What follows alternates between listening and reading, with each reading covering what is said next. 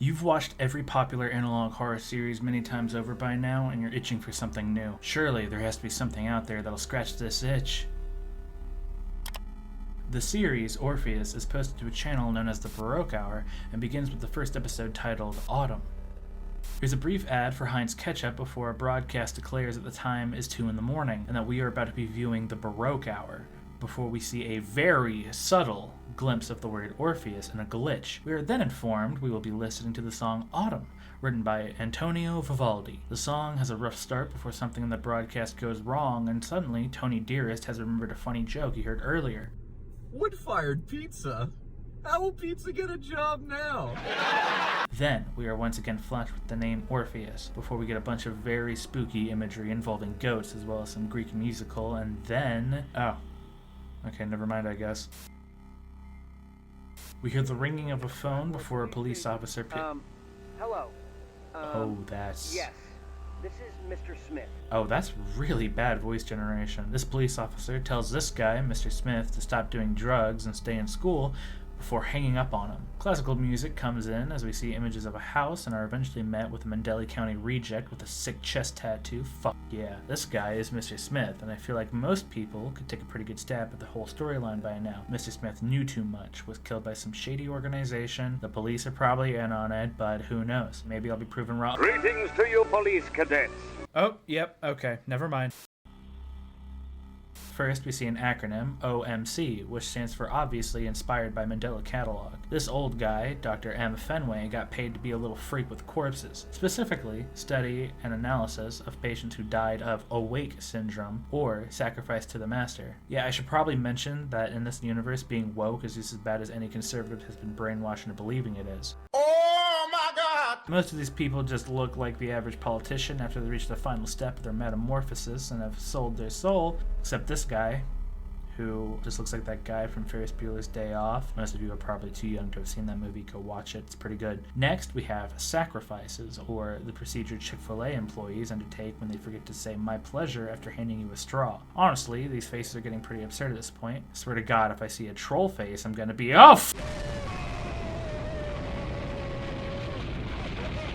I believe we should all be familiar with how to sacrifice a human being. I'm just going to go over it again, just as a refresher course, okay? Cool. First step, prepare an altar in a suitable room. Second step, place the human on the altar. Third step, pray.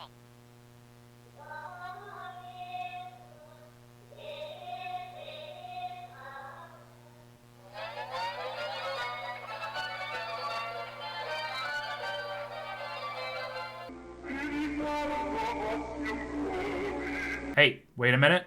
Those hands look familiar. This video, we can see the AI-generated voices in all their glory. Citizens of Bradmore, elections are coming up. Our wonderful little town needs a mayor who can show America what we are worth. And who else but Jacob P. Foster can take the place of the new mayor? Dear fellow citizens, my only mission is to bring prosperity to this happy little town. No crime will be allowed anymore. Victory.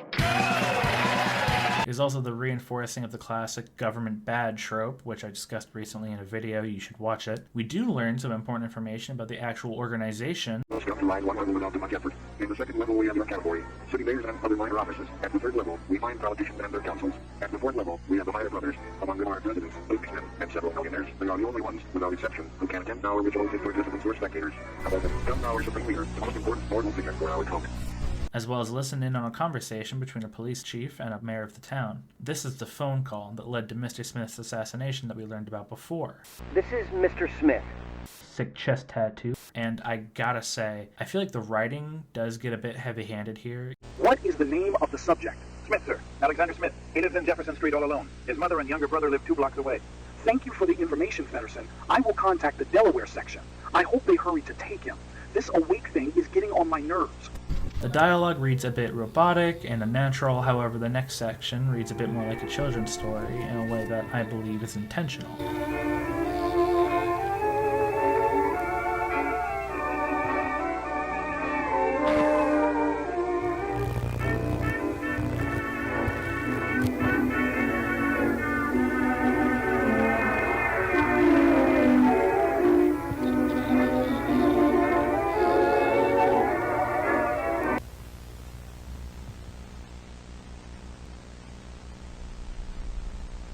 Mayor Foster returns home to find that his family has started group nap time without him again. Foster, distraught at the sight of his peacefully sleeping family, does a very committed Kurt Cobain impression.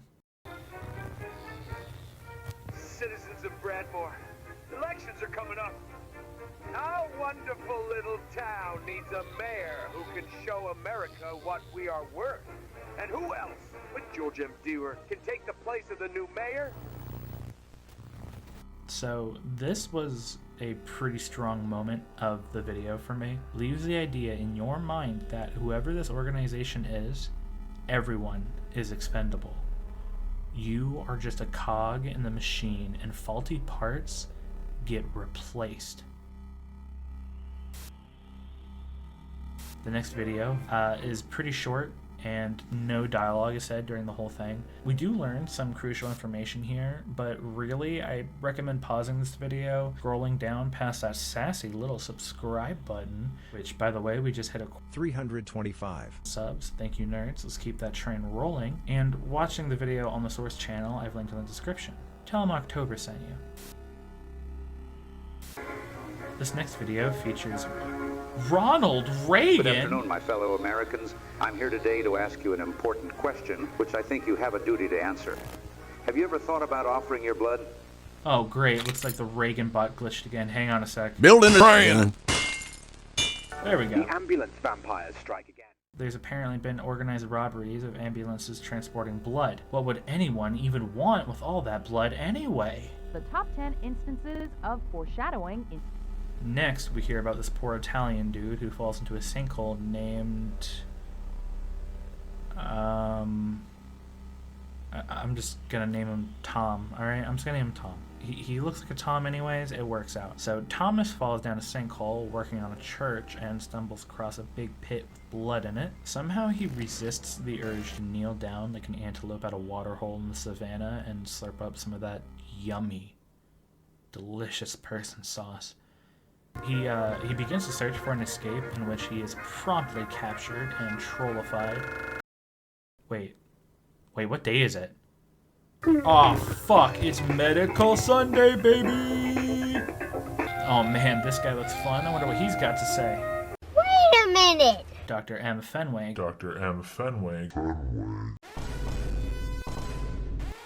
Well, let's say that the situation is quite serious. The ambulance vampires have been operating on a regular basis since the post-war period, and in recent years they've caused a heavy shortage of blood for the hospitals. Our patients require blood during surgeries and in extreme emergencies, and at the moment we cannot guarantee such large supplies. So in conclusion, it is necessary for all American citizens, and not only them, but also all the citizens of the world, to make an effort to donate their blood to the specialized centers where it will be collected and transported to hospitals. Well, I'm convinced. This next video here, General Study, features our favorite character, Bob. Bob? Really? That's his name? Yeah, actually, you could tell him instead of me. Okay, alright.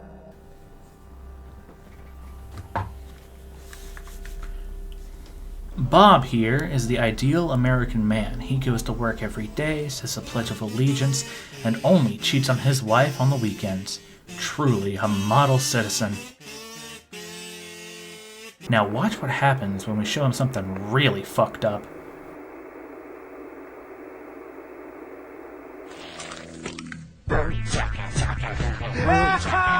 Soon after exposure to the broadcast, subjects suffer nightmares.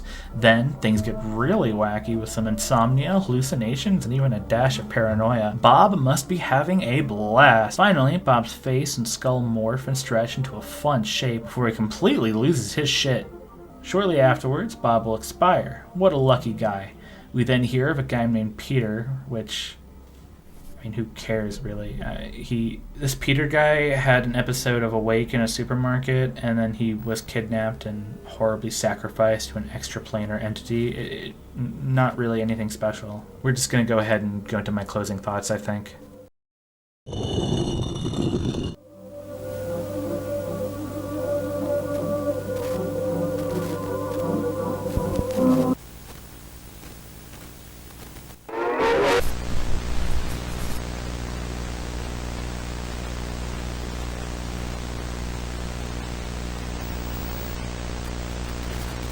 So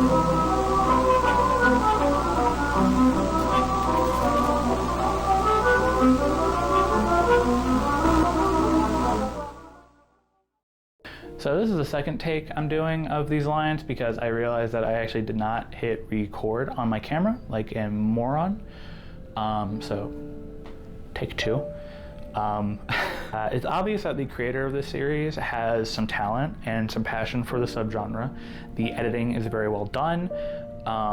There are a lot of good story beats that I think he's hitting. One thing I like specifically, there are a couple of these scenes where it feels pieced together using different images, and I think that kind of grants it some uncanny feeling to it, like kind of like a dream-esque, dreamlike vibe, and I think it works really well in its favor. And I would advise sticking with that whole idea. I think that's good. However, I have to say that the face distortion gimmick, it's a little old, and that's even talking about it in a vacuum. Even if Mandela Catalog didn't exist, even if, you know, a ton of other different analog horror series didn't kind of beat the idea to a pulp, I still would recommend, you know, maybe toning it down a little bit or making it more believable, because the jump in art style from these realistic renditions of people to this very cartoony effect is a little jarring and kind of pulls me out of the whole thing. And especially when I'm trying to be, I'm made to believe that these are real people, you know? I don't think it does a lot for it. I would recommend maybe switching from the more realistic rendition of people that you have in these images to maybe something more stylized, and then having that switch over to this more animated, having that switch over to this more distorted versions of them, I think would be a little bit more believable and wouldn't pull me out of it as much, personally. I also have to talk about this one part. The text-to-speech. The text-to-speech, and I know it's convenient. I know not everybody has people that they know that are necessarily voice actors or anything like that. However, you know, I've talked about this in another video, my tropes video, one of these corners. I'll link it. I recommend checking it out. It kind of gives you a list of what not to do. There are resources where you can find people who are new to voice acting, trying to get into it, and are willing to record lines for free. And you'd be helping them out, get some exposure, stuff like that. And if not that, then I recommend recruiting some friends, recruiting some family, you know, even give it a shot yourself. You might be surprised at what you're able to pull off. But yeah, just overall, I think that it has some promise. I think that there's definitely some love and some work that's gone into this whole project, and I want to see people continuing to attempt things. I want to see people trying different things, you know? I mean, one of my favorite series, Greylock, I've talked about it a bunch in comments and stuff like that. They do a lot of different things. They do some new stuff that I haven't seen in analog horror before. You know, I mean, think of some of the great analog horror series, some of the more popular ones. They all do something different. They all do something unique. They don't try and copy too hard on other series, and that does a lot for them. That makes them stand out. Especially if you're existing in what some might consider to be an oversaturated subgenre at this point. Stand out in any way that you possibly can. Just remember, it all comes from love, no hate. I know I made a lot of jabs in this video, but it's just for the video, you know? Stay safe, bye.